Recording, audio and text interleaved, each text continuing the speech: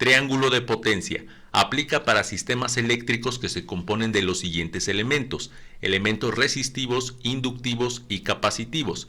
El comportamiento de estos circuitos se puede expresar mediante un diagrama en el cual veamos la potencia activa en watts, la potencia reactiva en volts-amperes reactivos, la potencia aparente en volts-amperes, y además tenemos una medida de ángulo, la cual es importante tenerla en consideración. Las cargas resistivas se obtienen al conectar una resistencia en el circuito, y la característica principal es que la corriente se encuentre en fase con el voltaje, es decir, que en un diagrama en el tiempo tienen el mismo cruce por cero y vectorialmente tienen el mismo sentido pero diferente magnitud.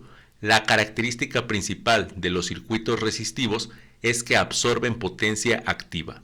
Las cargas inductivas se obtienen al conectar una inductancia en el circuito, y la característica principal es que la corriente atrasa al voltaje.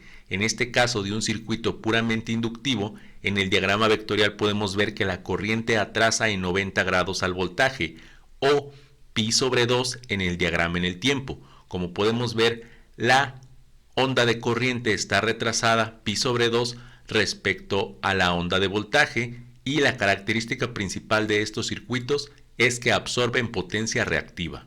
Las cargas capacitivas se obtienen al conectar una capacitancia en el circuito.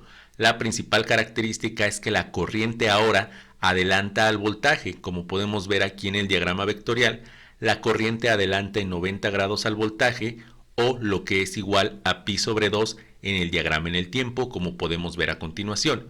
Y la característica principal es que ahora se entrega potencia reactiva. El factor de potencia explica el comportamiento de los circuitos que son de este tipo. Un factor de potencia en atraso indica carga inductiva, mientras que un factor de potencia en adelanto indica carga capacitiva.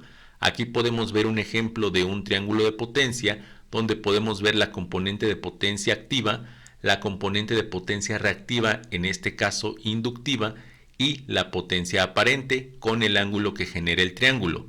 El ángulo se relaciona directamente con el factor de potencia debido a que este es igual al coseno del ángulo. Una forma de mejorar el factor de potencia es conectar cargas en paralelo, como se muestra a continuación.